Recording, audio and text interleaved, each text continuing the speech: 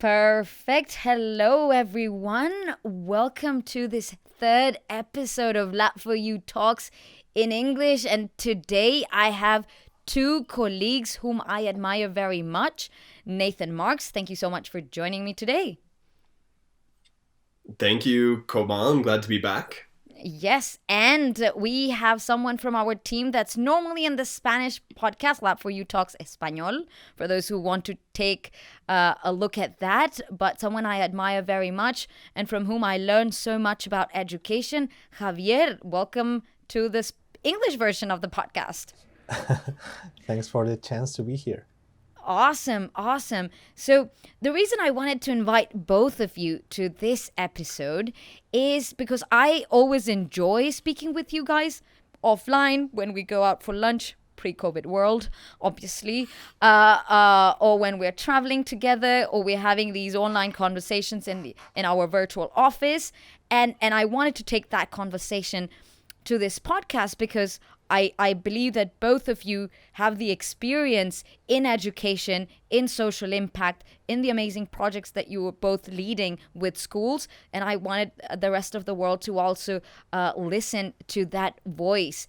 And the topic today is going to be focused on a recent article that we published in the World Economic Forum called Resetting the Way We Teach Science is Vital for All Our Futures. We're going to put the link of that article in our podcast notes so you guys, the listeners, can take a look at it. In this article, part of the Young Global Leaders Annual Summit, we speak about how COVID-19 has forced big changes in the way lessons are delivered today. How worldwide education needs a more radical way to rethink it, and how, of course, science, technology, engineering, and mathematics are crucial for our future. I think it's important to share. I'm sure many of the listeners already know, but COVID-19 has forced more than 1 billion students and youth out of school, triggering the world's biggest education technology, edtech implementation in history, right? Almost overnight. And that comes with a lot of challenges, right?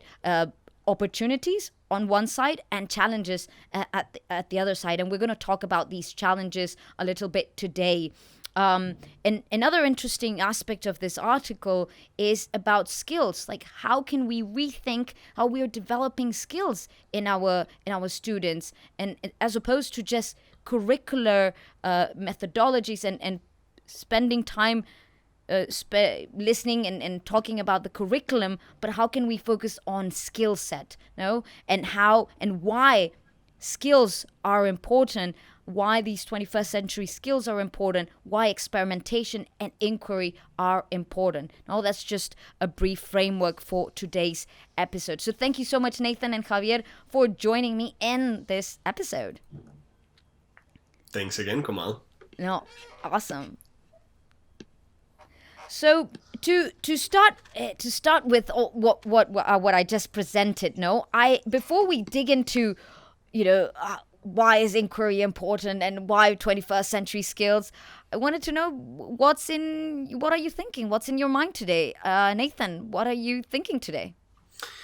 Yeah, I think I'm thinking a lot about, it's the 25th of August as we're recording this. Yes. We are in month almost 6 of this pandemic. And I think something we discussed, a little bit last time was how this challenge came about kind of from one day to another. A lot of school systems had to adapt really quickly to this new normal, and we were kind of in emergency mode. And now that, at least in the Northern Hemisphere where I am, where we're about to begin a new school year, it's thinking about as we shift into, another semester of remote teaching, how are we, using this as an opportunity to innovate in ways that this pandemic isn't just asking us to innovate, but the changing world, right?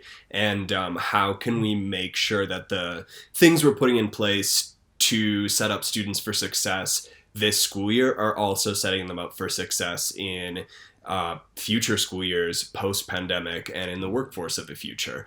So just aligning the needs of this current moment to the needs that our students are going to have in the future. That's what's top of mind for me right now. Absolutely, absolutely. Very much agree. And like thinking about the future of the workforce, right? With what you've just said. Javier, you've led webinars.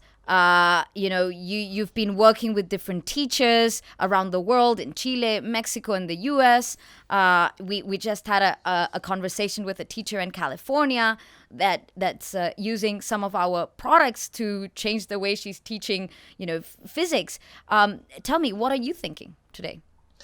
My main concern is that the pressure that we are putting on the system may turn coal into diamonds, but may turn over exhausted teachers into non-functioning teachers also. So the idea that the pressure is also on the teachers, it's also on the directors, principals, on the superintendents, on the ministers of education, and all the system is put into a very hard test. And when we talk about skills, we don't usually discuss teacher skills. We usually discuss students or how teachers can improve on student skills. But those teachers are put to the test. And the innovation that we are trying to provoke and the things that we are trying to promote are thought in the best case scenario as a hard as a hard travel between 2 points, as a way of changing the way that the classes are experienced by students. But the test is very hard when you put on top of the change all the external circumstances, the economic pressure on the families, the spaces that their students are attending to classes, the technological gap between students and different kinds of families. So all those things are stuck on top of each other, and those are hard things to soften, to engage from an external point of view. So that's my main concern right now.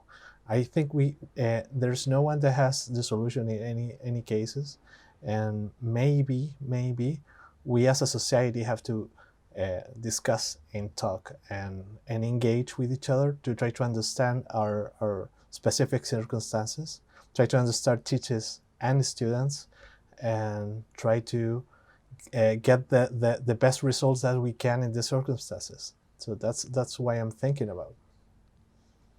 Right. No, we definitely don't want overburden teachers. When in the previous episodes we speak how motivated teachers can make a huge difference in a kid's life, in a student's life, and we've seen it in our work. So how can we look after teachers and give them all the tools they need, either through professional development, resources, in school, out of school, technological, and it's, as you well said, right? It's not only the skills that students we should develop in students, but also how can we help teachers with those digital skill sets? That digital literacy, that scientific literacy that the entire system needs. Absolutely. What are your thoughts, Nathan? Yeah, so I'm always going to go back to sort of concerns about equity, and thinking about it unfortunately tends to be the case that the teachers and students who are working, or who have the most need for support and for tools and for resources, are also the teachers and students that are working in communities that are under-resourced to begin with. So how can we make sure that we are being equitable in the way we are allocating limited resources, limited funding to ensure that the students and teachers that need it most are getting it?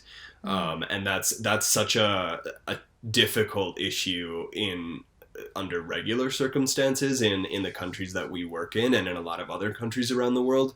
And I think in this context of a pandemic that is also a really serious economic crisis, becomes doubly challenging. So I wholeheartedly agree with you, Javier, the importance of supporting teachers. I think the question becomes, what are the models out there for doing it in a way that's effective and also gets to the people who need it the very most? Yeah, one of the ways that's very encouraged in the article, and it's very present in most of the curriculum in different countries, is the talk not about the processes that the student has to accomplish in order to finish their studies, but the skills and the competencies they have to demonstrate before they leave the system. And from that point of view, there's a good discussion about 21st century skills, or the 4C model, the critical thinking, collaboration, communication, and creativity as pillars of doing things. I have I'm trying to study in part of my life, trying to understand how those ideas, those skills, and the different subjects that the students go through improve those skills. And I have found several articles that talk about how those improvements in one area don't usually translate to other areas. So, for example, if a student is good in critical thinking in math, he or she may not be as good in critical thinking in I don't know, language or science. So it's very understanding in the sense that when we have good teachers that are used to a certain way of doing things on their schools, on their year, used to a rhythm, used to a space, and used to a kind of students that they know how to engage. When those circumstances shake up, they may not have the tools to engage in the different circumstances. So it's not as easy as we thought at first when we said, okay, let's move all of our classes into a distance platform such as Zoom or Meet, and to communicate in the distance. We didn't think that those circumstances are so different from the day-to-day of a teacher, from the things that they did when they were studying in the university to prepare to be a teacher.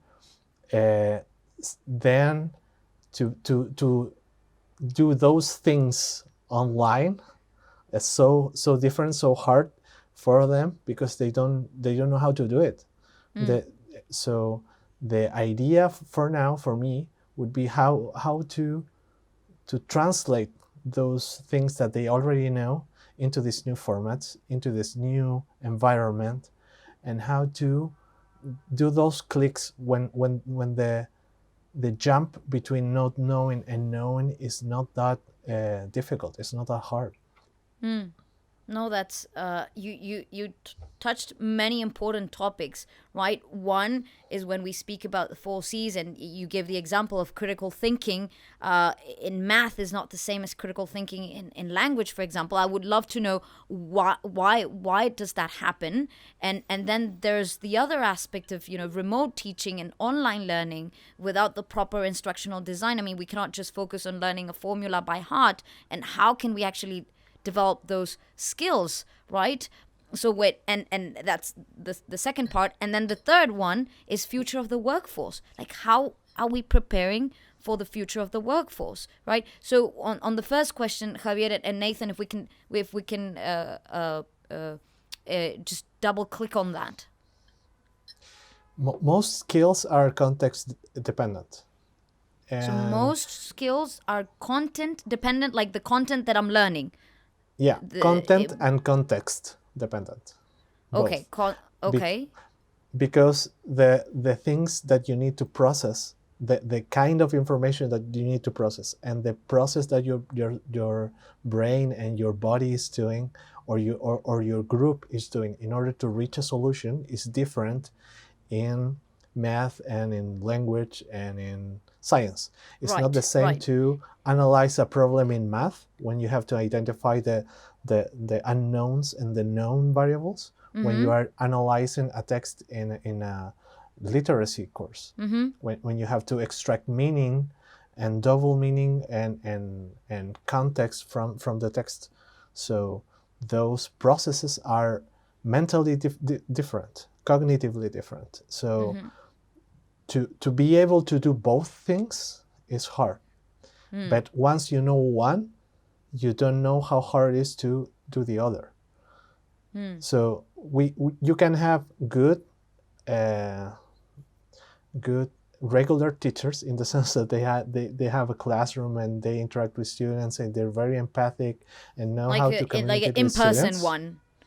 An in-person teacher, and the same person may not have the skills to do it online, because the codes are different, the kinds of communication strategies are different, and the ways that we engage online all day is very different from when you have a very intense an hour and a half with the students. Right. Nathan, in your experience, how have you seen it? Yeah, so I definitely agree with Javier that the experience of teaching in person is really different from the experience of teaching online.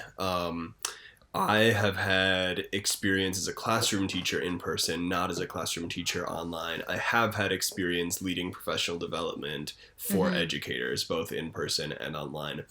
And I think it's, I think in my experience and a lot of the educator friends that I know well and have talked with about this situation, I think agree that there are so many sort of cues that we pick up on as instructional leaders, as facilitators, as classroom teachers when we are physically around our students. I think it's almost like a second nature to most teachers who have been in the classroom for even just a few years. You know, it's based on the relationships that you have with your students, knowing them well as people and understanding when they need something different than their peers, they need something extra, they need to be pushed more.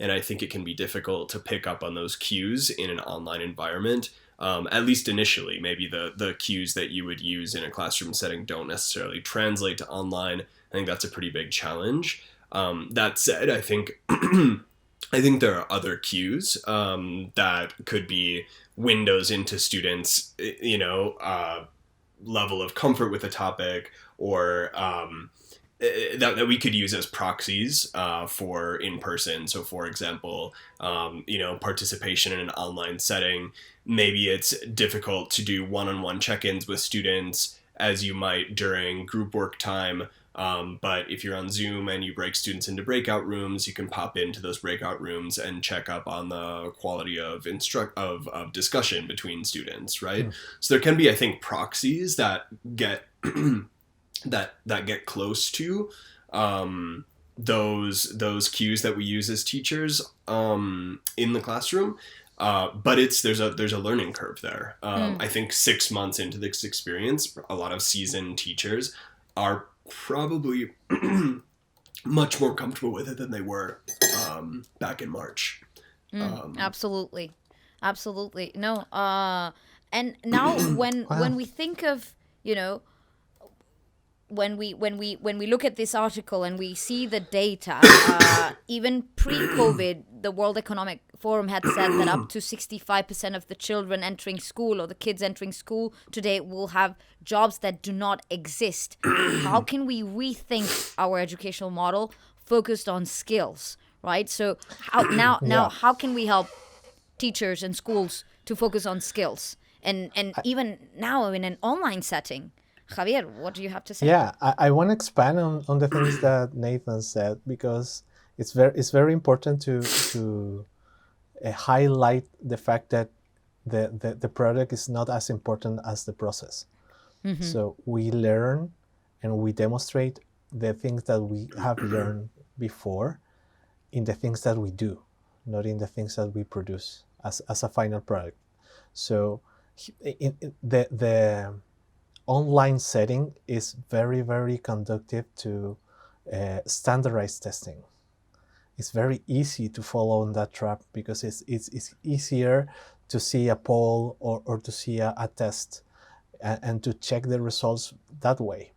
But the way that we talk about a subject is more important than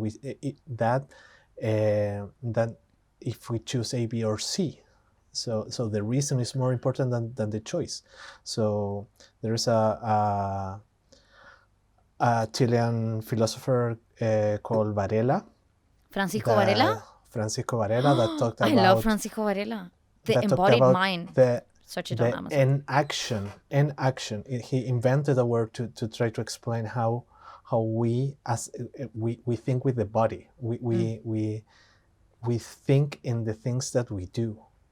So the only way to understand how other things, how other have learned, is to observe and to analyze and to dissect the things as the person is doing them, and try to understand them in the flight.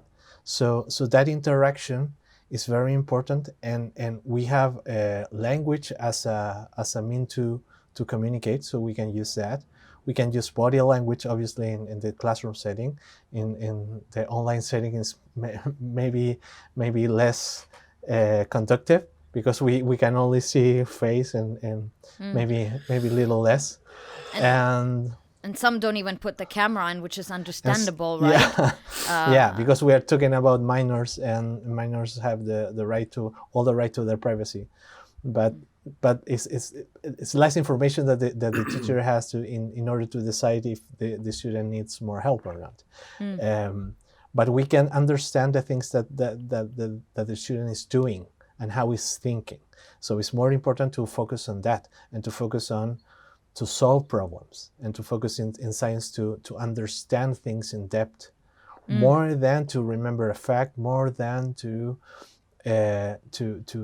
simply give students knowledge. Try to understand how they think and how they incorporate and use that knowledge is maybe crucial.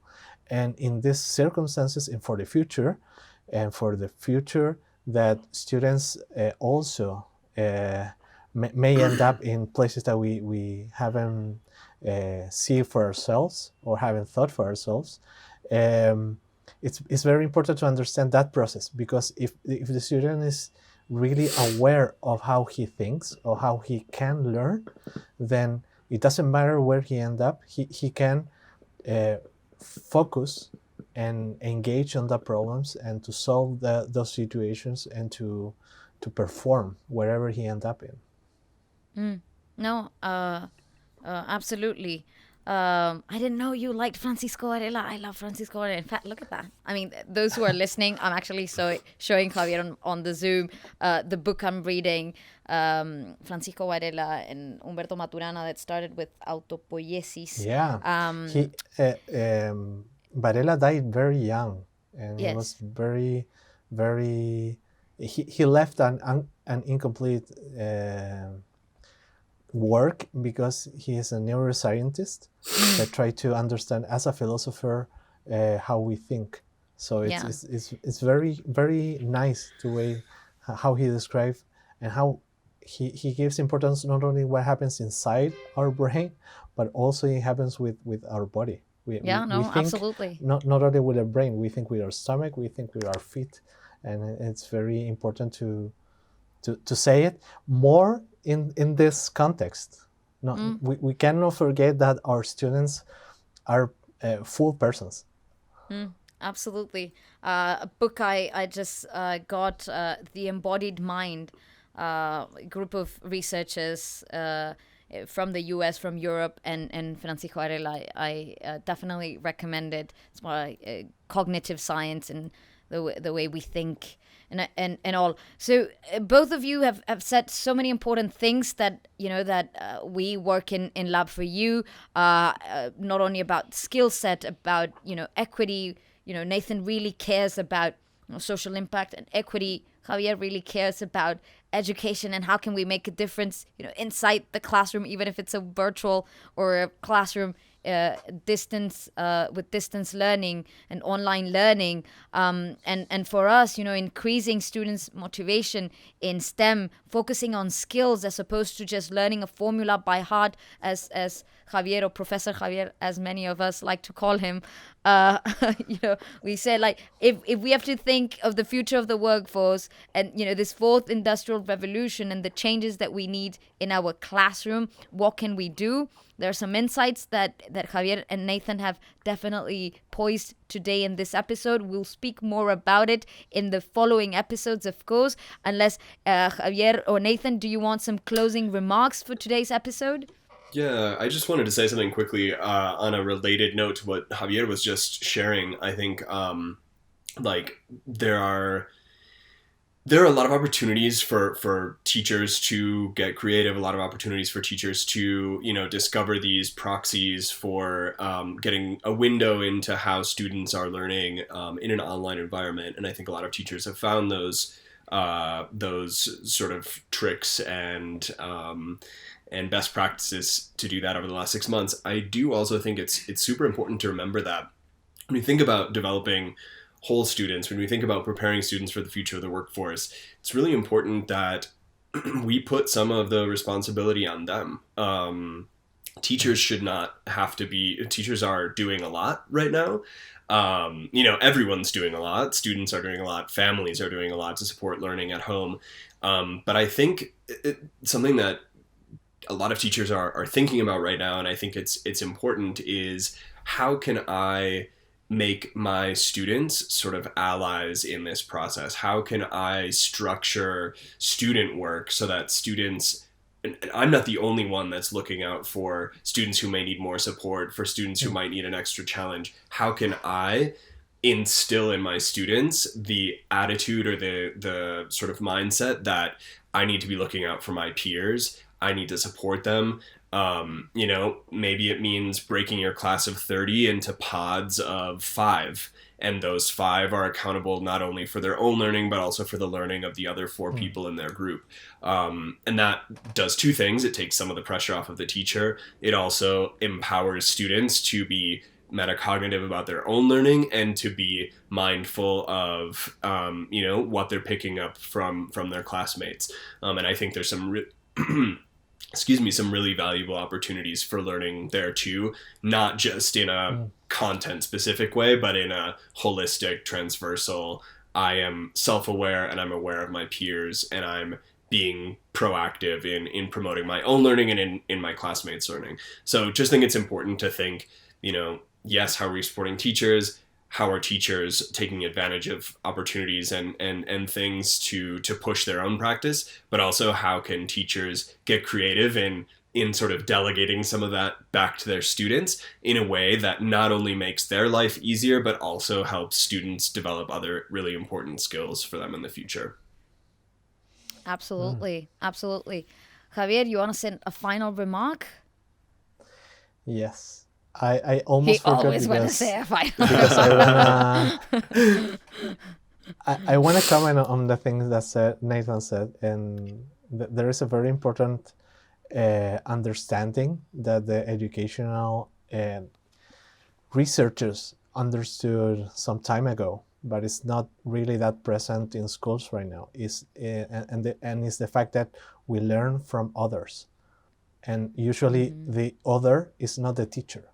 And it's not the book, and it's not the scientist. It's my partner, is my companion, and the people that are joining me in our shared road into knowledge. So, and there is a very important researcher called Vygotsky that's very influential in education, but we usually forget about him and forget how to structure our classes to improve on those kinds of interactions that are conducive to understanding and more learning. And these kinds of conversations may help others and may help us learn also. So it's very important to engage in that way, to as peers, in the sense that we are traveling in the same route into knowledge, and we have a shared goal and we have shared problems that we can solve together. And the second thing that I want to address is that we point to a solution, but we don't point to how to implement the solution. So that's part of another conversation, and maybe context dependent also, because it may depend on the resources that the school, the students, and the teacher have at hand. So that may be part of some conversations. So stay on, because we may address that in the future. Absolutely. Thank you, Javier. Thank you, Nathan. I always learn so much from you guys. So, and I hope our audience and our listeners are also learning from you. Thank you very much, and I hope to see you all in the next episode. Bye bye. Awesome. Thank you.